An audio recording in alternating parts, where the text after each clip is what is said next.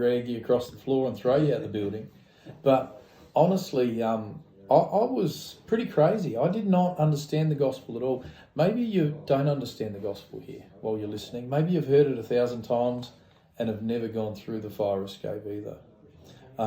So I didn't know really what was going on with that fire escape. I'd heard these words, if you find Jesus Christ, you'll know God. They bugged me. They annoyed me. They tormented me.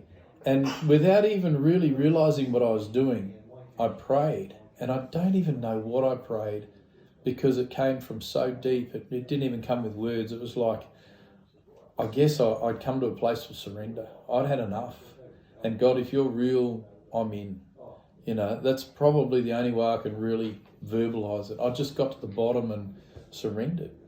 But to me, it was like leaning on the fire escape and falling straight through and being saved from the fire. Maybe you know about the fire escape.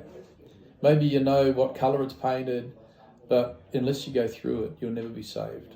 So the fire escape, his name's Jesus Christ. You might have heard about him. And you know, I had 2 Mormons come to my doorstep one morning, and I explained to them about the fire escape and how I just leant on it and fell through. And I led these 2 Mormons to Jesus, and they gave their lives over to Jesus. And one of them, his face just lit up as Jesus entered his life, you know. And it was just a beautiful moment. So religion is not the answer, you know. Knowing about the fire escape is not the answer either. You've got to go through.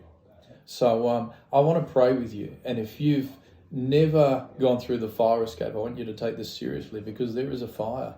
Jesus, in fact, spoke more about hell than he did about heaven.